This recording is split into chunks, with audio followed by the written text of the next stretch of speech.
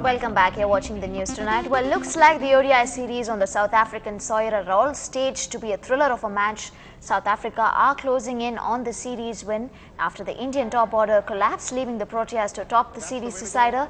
It was Yusuf Pathan's wild century that kept hopes alive before he fell to Morkel, where the Indian skipper was out for 5, and with the 5th and final ODI reduced to 46 overs aside due to rain interruption, India were poorly chasing a revised target of 268 runs. It is now up to an aggressive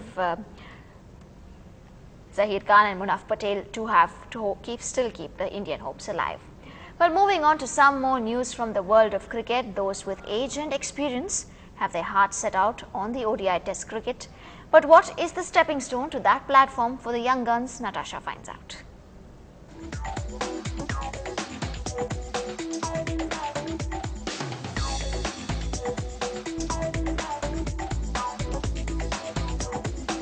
Cricket is among India's many religions, but T20, however, is now the new craze.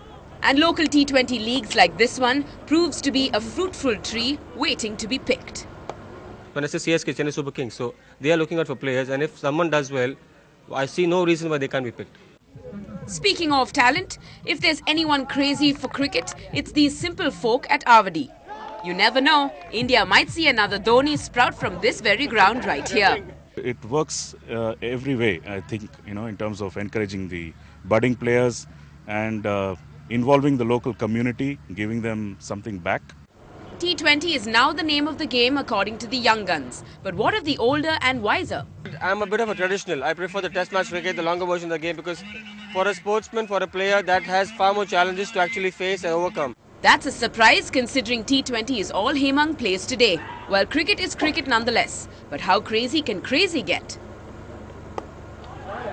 It's a sacrifice that I could do for the game. So I could give up my girlfriend. There you have it. Spoken like a true Indian. In Chennai, Natasha for NDTV Hindu. Well, news coming in: India has lost the series and South Africans have won the 5th ODI by 33 runs. Well, moving on, Southern Siren Asin was in the eye of a storm last year over the shooting of her movie Ready with Salman Khan in Sri Lanka. She was banned by Nadigar Sangam for shooting in that country. She spoke exclusively to NDTV Hindu's Bama Ravi on this controversy and said that lead actors were not allowed to take calls on where shoots happen. Asin, last year when you shot Ready with Salman Khan, you travelled to Sri Lanka. That raised quite a few hackles here in Tamil Nadu. It upset the Tamil film industry per se.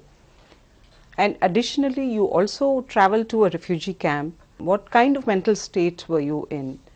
And what gave you the conviction that you should do something if it had to be done?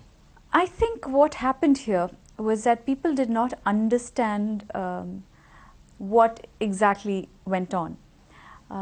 I think there was a little bit of wrong reporting also. The South Indian film industry, the association, had banned the South Indian artists, not really banned, but had said that they would prefer the South Indian artists not to take part in the IFA function, which happened in Sri Lanka last year.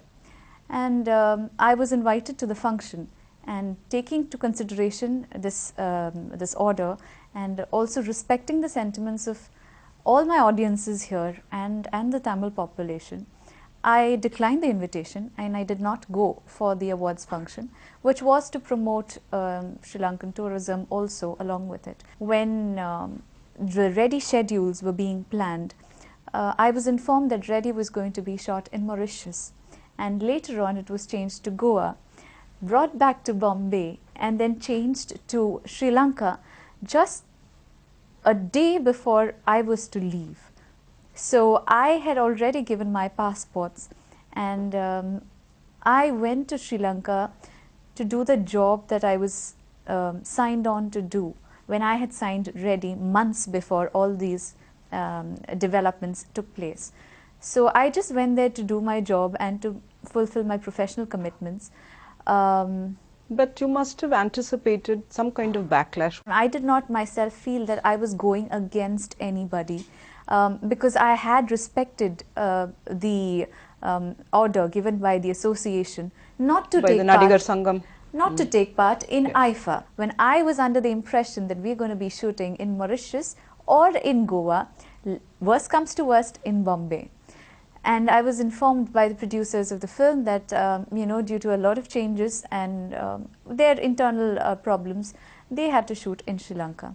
A lead artist in a film does not take the call on where the film has to be shot. Yeah. So we just comply by what the makers of the film ask us to do, as in terms of we have no say, especially a lead actress. And you can watch the entire interview at 10 tonight. And that's all from me at the moment. Thanks so much for watching the news tonight. Good night.